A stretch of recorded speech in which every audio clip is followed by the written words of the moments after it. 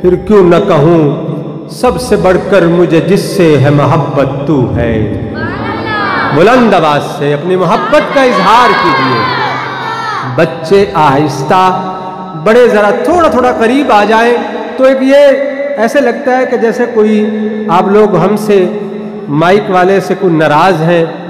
اگر ناراضگی ہے تو اللہ کے گھر میں دور کر دیجئے، اور اگر ناراضگی نہیں ہے تو تھوڑا تھوڑا، تاکہ یہ ایک جڑت کا ماحول بن جائے۔ مسعود صاحب تھوڑا سا، آپ تو میزبان ہیں، تھوڑا تھوڑا ساتھی قریب آ جائیں تاکہ ایک جڑت کا اور ایک محفل کا ماحول بنے۔ ہم تو جوڑ پیدا کرنے والے ہیں، توڑ پیدا کرنے والے نہیں۔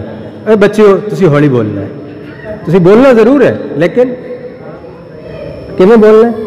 ہولی۔ ہاں ڈالڈا ہے نا، ڈالڈا طاقت زیادہ ہوندی ہے اج کل دیسی نالوں، لوکی آندے نے، ٹھیک ہے، لیکن دیسی نو واضح کرنا ہے کہ اسی دیسی کھادا ہویا تو ساڈے پاور بہت زیادہ ہے۔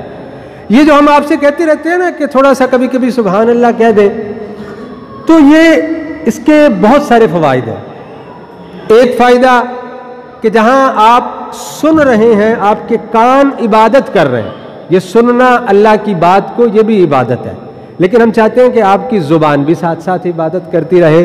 صرف آپ جو ہے وہ ایک ثواب نہ حاصل کریں، دوہرا ثواب، جن کہتے ہیں نا سونے تے سہاگا، اسی کہنے آپ دے سونے تے تھوڑا جا سہاگا پھیر لو۔ جس طرح آپ کانوں سے اللہ کی حمد سن رہے ہیں، نعت رسول مقبول صلی اللہ علیہ وسلم سن رہے ہیں، اسی طرح اپنی زبان سے اس کا اظہار کیجئے۔ ذرا بلند آواز سے کہہ دیجئے سبحان اللہ۔ اور وہ آپ سنتے رہتے ہیں کہ سبحان اللہ کہنے سے اللہ رب العزت جنت میں ایک درخت لگاتے ہیں کہ ایک عربی گھوڑا بھی ایک طویل عرصے تک دوڑتا رہے تو اس کا سایہ ختم نہیں ہوگا، گھوڑا تھک جائے گا